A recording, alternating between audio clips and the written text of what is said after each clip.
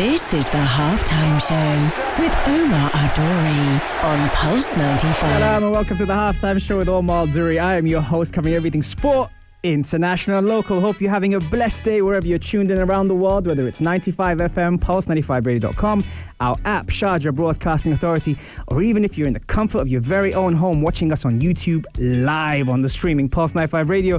So excited to have my guest on the show today.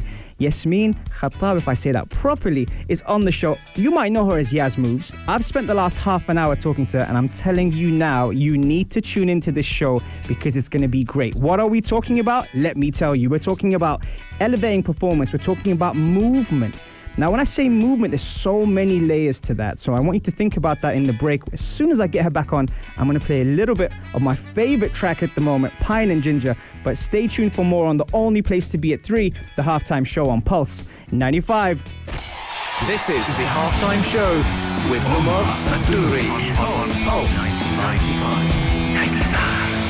It sure is that time. It's the Halftime Show with Omar Adori. I'm your host, covering everything sport, international, local. Right, let's get straight into it. Thank you for everyone who's tuned in on the Instagram Live or 95 FM. Couple of shout outs for my regulars and also for a special person called Omar.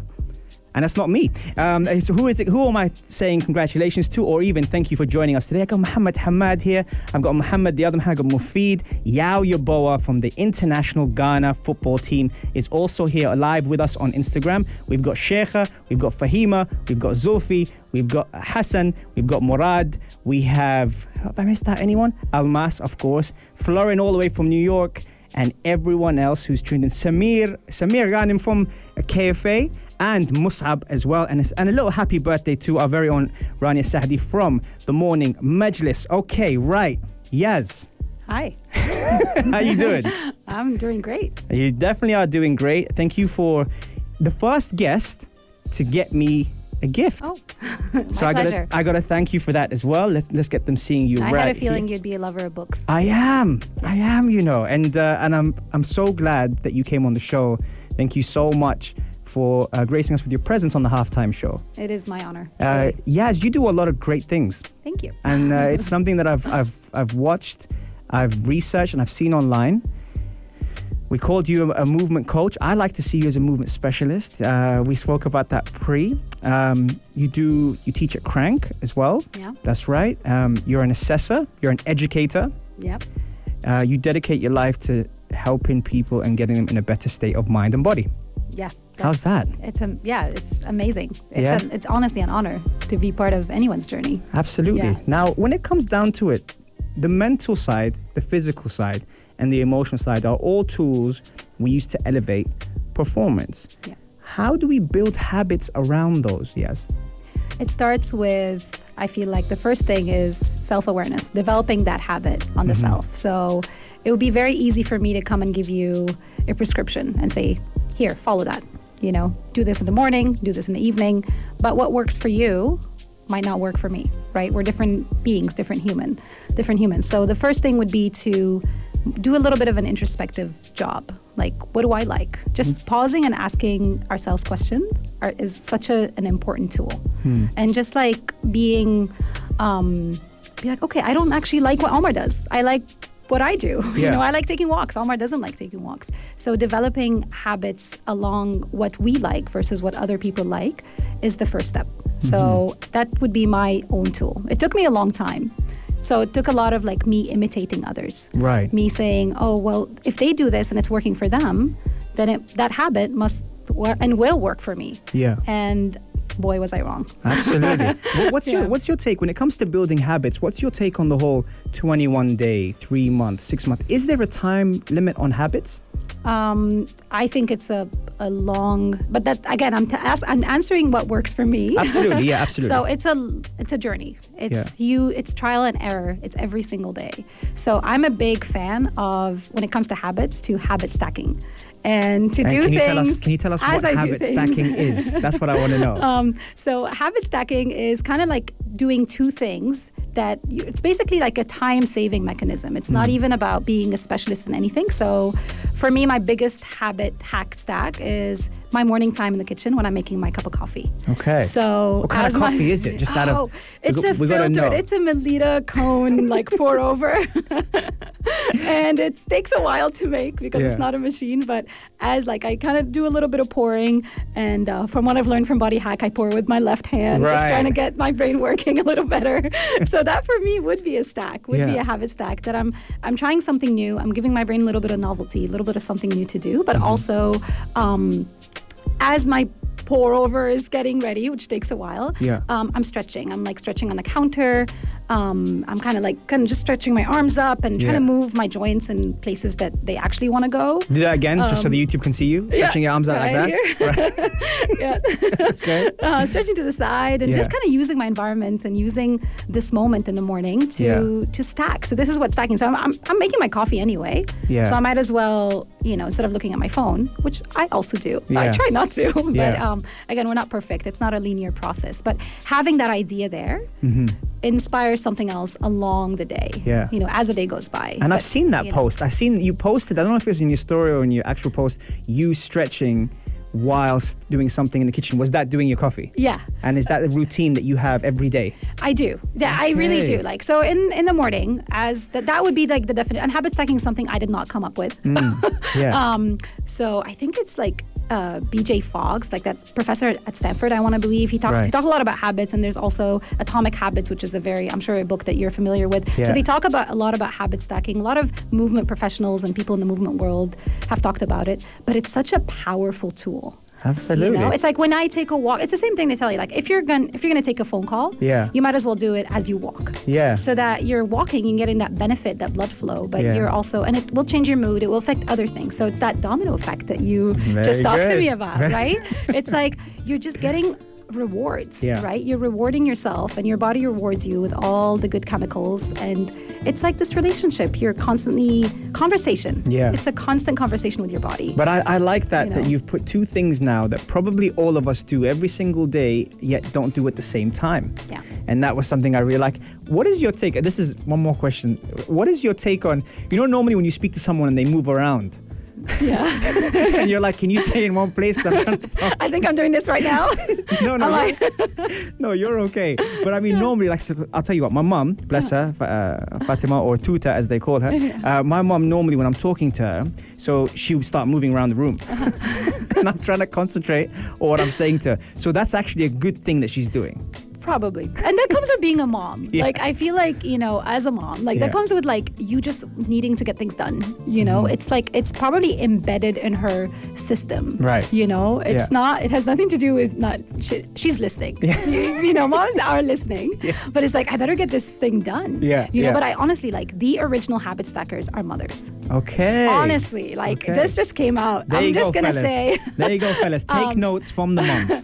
They are the original habit stackers and hackers. Because they figured out like they can do, and it's not the same as multitasking, but it's like I better get this thing done that is going to benefit my day, right? It's being just intuitive. Being efficient, but also, reaping the benefits. Like what is like 25 seconds of stretching. It's nothing, compared to 24 hours, but also the benefits that you get from that just multiplies because you've just embedded it in your system. It's in your vocabulary. Stretching as I do something else. It's there. But just a little bit, inch it a little bit. This is how I like to approach things, just a little bit at a time.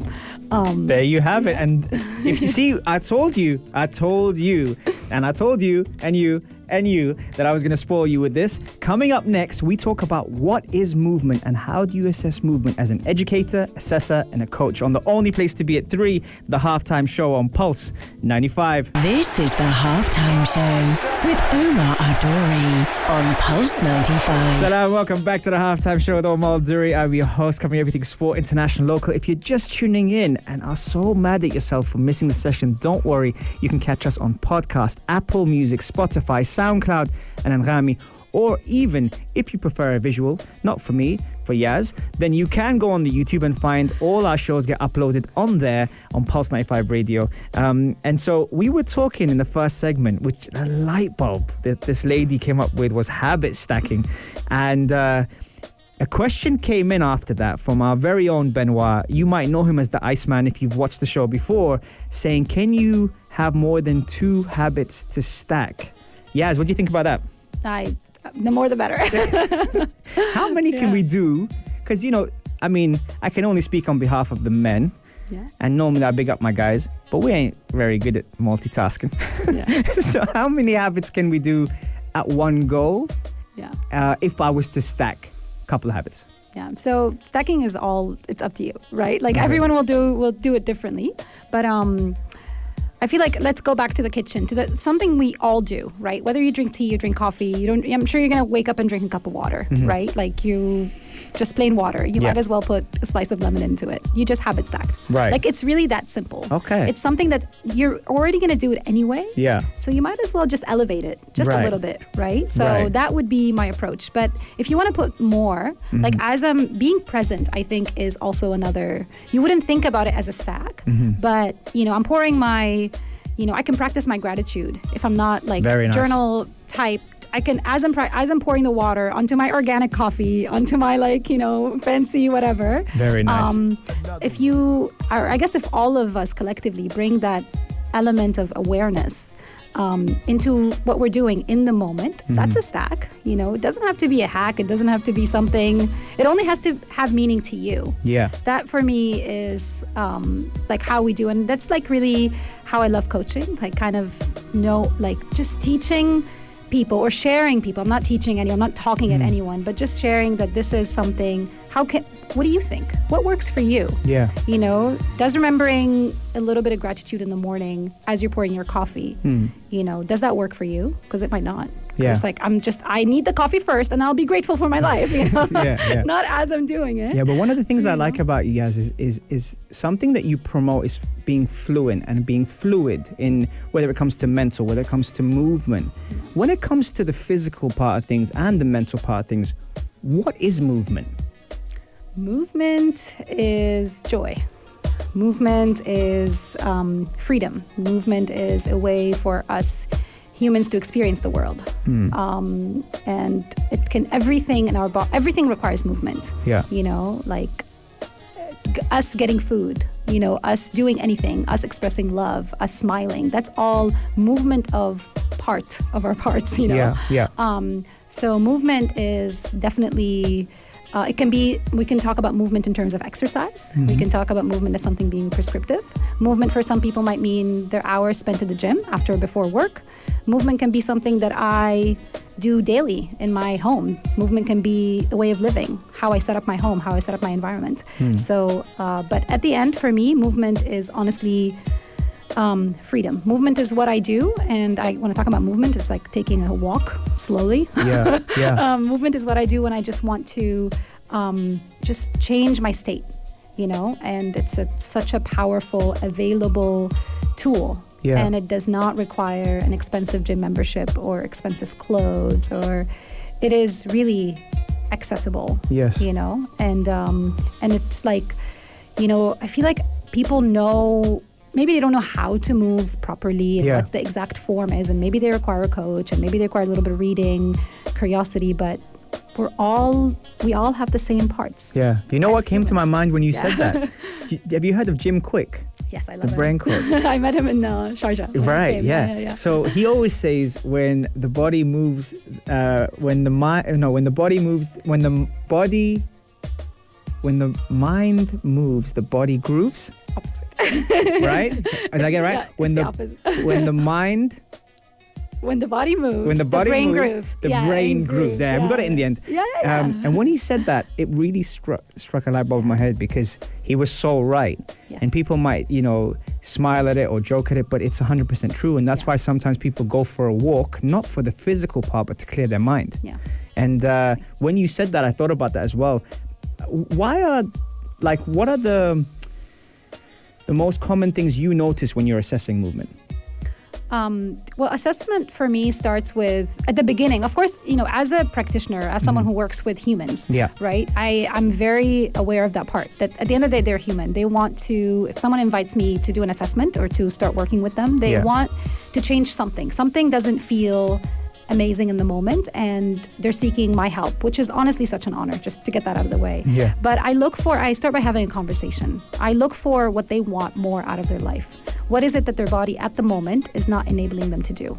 Whether that's not sleeping well enough, not focusing, which is something I've experienced, and we all do, right? We're running around doing a lot, all the time. So what is it? So I start by having that. What is it that you want? And people start with I'm just always like this. So I start kind of asking them, why are you always like this? So do you spend your time sitting down more? Do you spend your time on the computer more?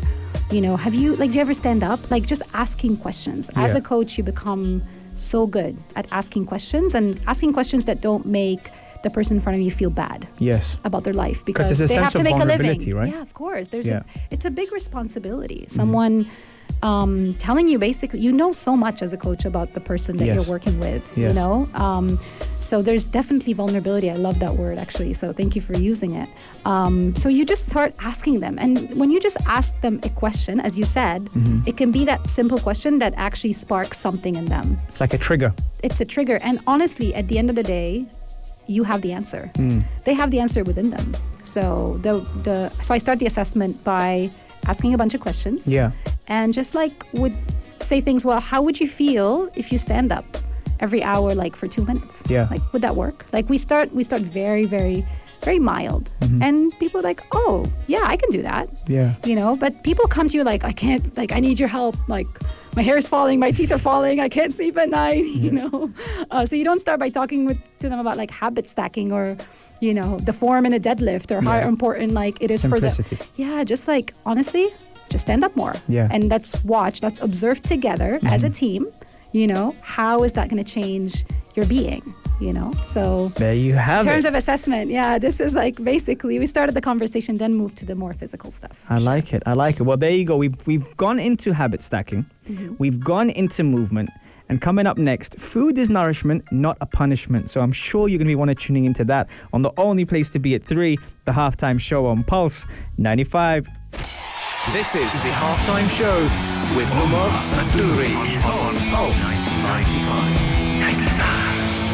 We made it, just waiting for that intro. You know how I like my music. If you're just tuning in and wondering where have you been and you missed the first 2 segments, I've got Yaz Khattab, or otherwise known as YaZ Moves, on the show today. Now, coming into the show, she said to me, I'm a bit nervous. And I said, you're going to be fine. Now I can't get her out of the seat. I'm just saying. I'm stuck. I'm just saying, we did something right here at the Halftime Show. Shout out to our very own Rose, Hassan, Murad, and everyone else who's tuned in. And a special shout out to Omar as well, who is tuned in as well. Thank you so much for connecting with us, guys. We are loving the energy in the room. And everyone else who's here at Pulse 95 Radio, Ray, Aisha Al-Mazmi, Mikey, and of course Umnia, who got the biggest cookie emoji sign during the break on the Halftime Show.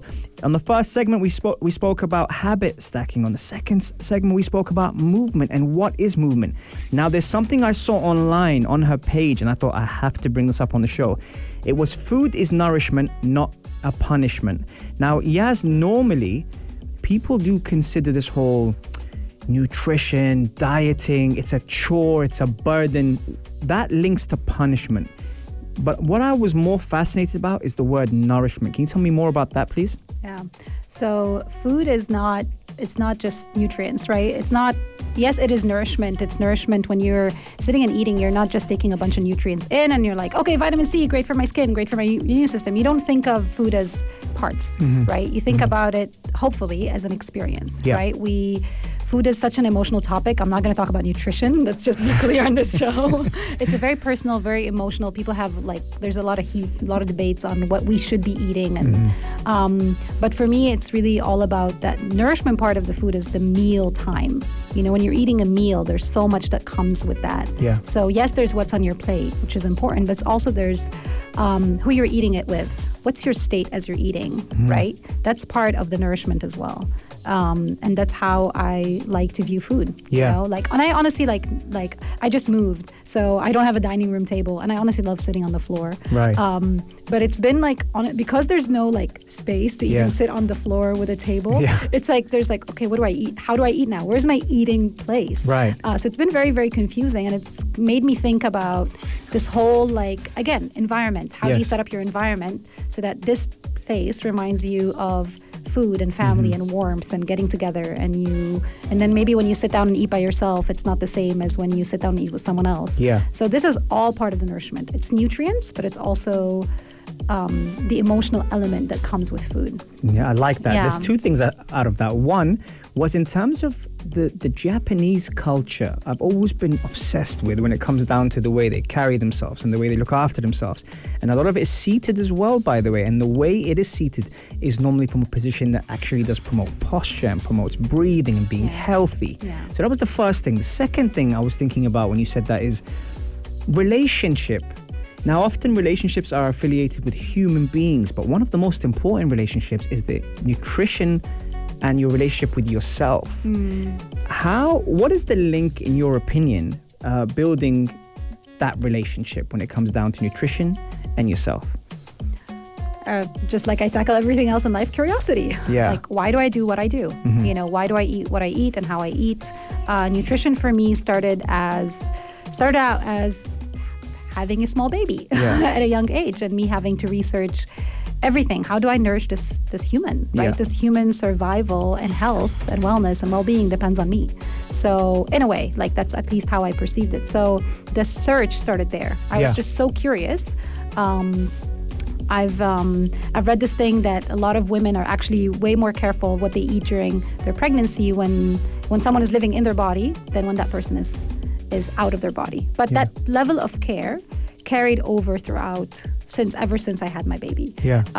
It hasn't always, again, it's not always a linear process, and it was always like, I've tried a lot of diets, I've tried a lot of experiments, but being curious about where my food came from was the most powerful thing, like living in the States, trying to go to farmers markets, educating myself of like bulk food versus packaged food, all these things. So it's like curiosity, education, being invested. A lot of the time people are getting their food in packages. Yeah. There's no relationship between the package that arrived at your door and the process of how all of these things were made or who made them.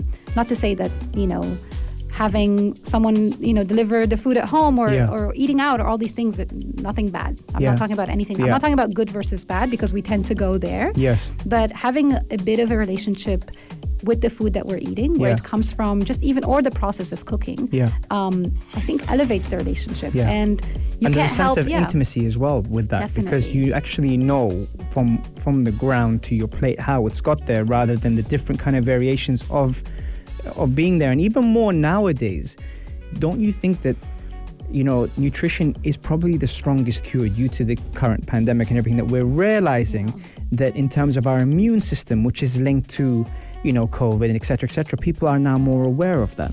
People are now, so it's like blessing in disguise, right? Absolutely. People are now definitely more in tune with their health. Everyone now you talk to, like, everyone knows what vitamin C, D, zinc are. Like, all of a sudden, everyone is taking them. People care about, what they're eating, how they're moving. Yeah. But it's a holistic, like, I love this integrative, holistic approach. Yes. Like, sometimes we have different doors. Yes. Right? Maybe nutrition is my thing, and maybe you're more onto movement. And you'll eat well, but it's not going to be your main thing, and that's okay. Yeah. So whatever floats your boat. So so it's like if having your relationship with your food, is an important thing. Yeah. And you find joy in it. I think it's like doing the thing where you find joy versus doing it because it's a chore, which I've also done. So if you find meal prep, joyful, then do it.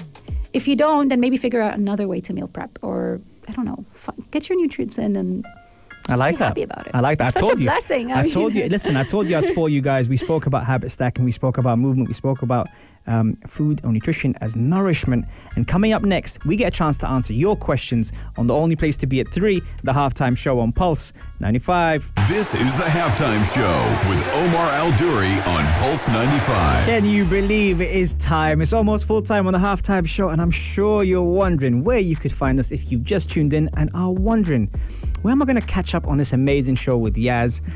I'll tell you where you can catch up on it. You can catch up on it on YouTube, Pulse 95 Radio, on the cameras right here. Our shows get uploaded onto the screen. Shout out to Gabby and Mario, who are making things happen behind the scenes. We were talking health today. We were talking fitness. We were talking well-being. But more specifically, we were talking habit stacking, which is 1. 2, movement. 3, Food is nourishment, not a punishment. Really good segment on that one. I really, really like that one. And now we're at that stage where we can answer your questions, bring up things that we liked in the show. And there's one thing, Yaz, you told me a quote, right, before we came on. And I was like, love that. I'm going to use that for the show. Can you please share with us what that quote was? I think we started talking about simplicity, like how to simplify things. And the quote was, complexity dilutes success, simplicity ensures it. Very so, nice. Talking about food, Yeah. I made that mistake, just making things difficult, making more elements into my plate, bringing in, the more the better. But sometimes it's just like, the less the better. Like, strip it a little bit, simplify. It doesn't have to be anyone else's form of nourishment or healthy food. It just has to work for you. I like that. I really, really like that. So, Yaz, you've got a lot going on at the moment. You do a lot of great things. Thank you. Teach classes, you coach. Where can we follow you?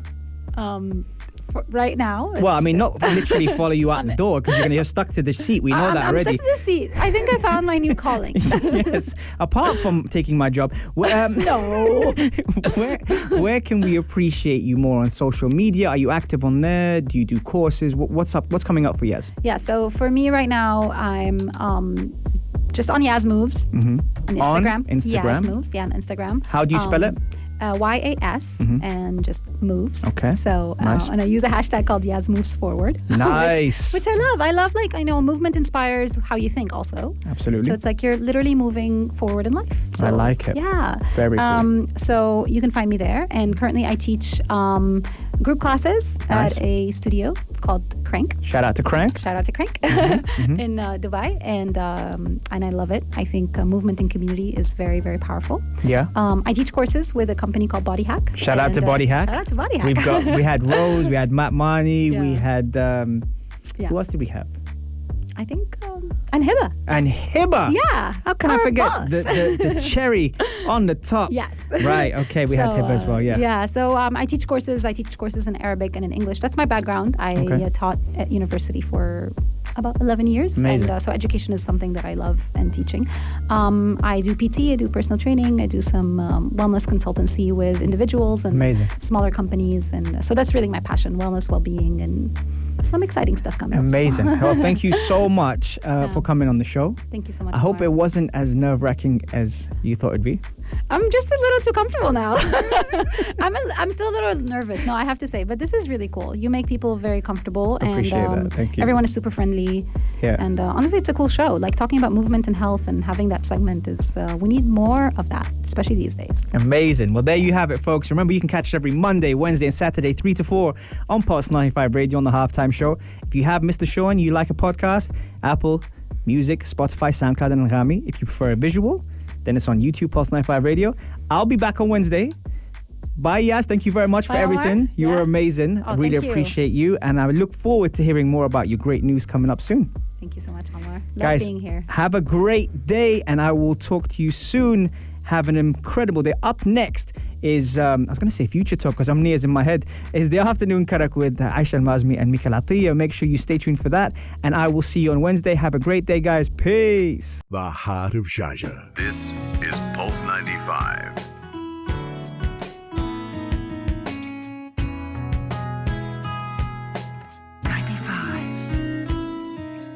Heart of Sharjah.